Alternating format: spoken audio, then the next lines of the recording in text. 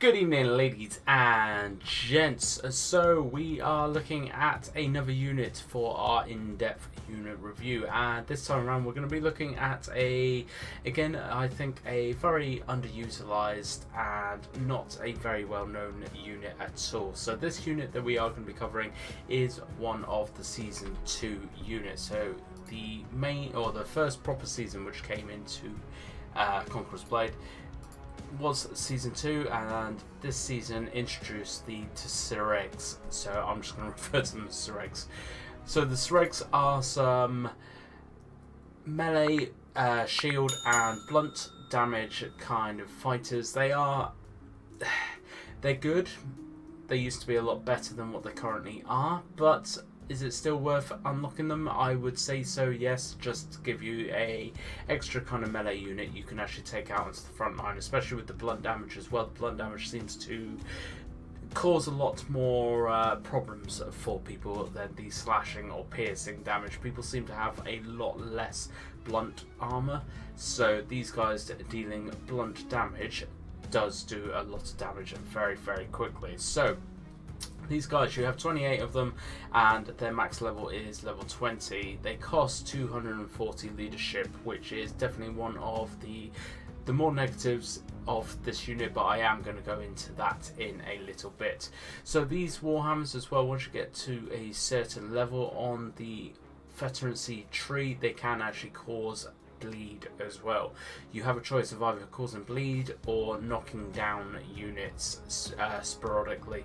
I went for the bleed. It does seem to do a fair bit of damage in conjunction with their base blunt damage as well. So they don't have the greatest of stats. Their attack is somewhat limited, and their health and defense is somewhat limited as well. They do have a charge which does do a fair bit of damage, especially if you can hit people in the flanks or in the rear. It does do a fair bit of damage. Because they have shields as well, they do reduce the range damage, they do reduce the melee damage they receive from people. These guys, again, because I keep going back to the blunt damage. The blunt damage that they actually put out is good against any kind of armored unit, because armor usually only protects against piercing and slash. The blunt damage catches people off guard, that is for sure. However, I have to say that these guys have had a bit of a nerf in the last couple of patches or the last couple of seasons, and I think that is the main reason why you don't see these guys actually being played out much anymore. So these are the two lines for them. So top line is all about their damage, putting out more offense capabilities, and this is where you get to select either the bleed or the knocking enemy units down. The bottom tree is definitely not one to go down. It's useless. It's totally useless for these guys. Do not go down the bottom tree. Go across the top tree. If you are playing these guys, go across the top tree and then choose either between the bleed or the stun. If you want to put out a bit more damage, go for the bleed. If you want a CC ability, then go for the stun. I haven't actually played the stun, but I can imagine this would be fairly useful in certain circumstances.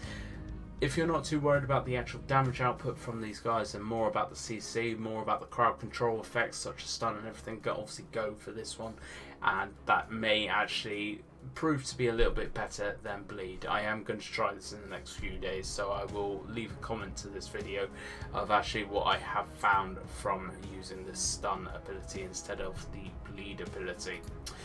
So to unlock these guys, you need to go onto the Battle Pass unit challenges, and then click on the top left tab here, go all the way to Season 2. You will have to complete these 3 first to then be able to complete the Tseregs. You need to complete 4 steps. No.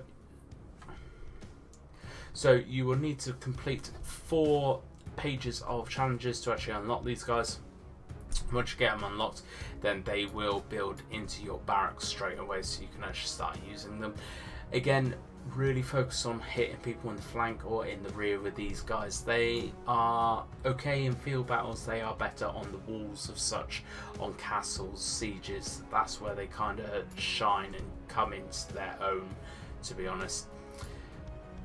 So the units themselves, just going on to the barracks screen now and looking at their leadership.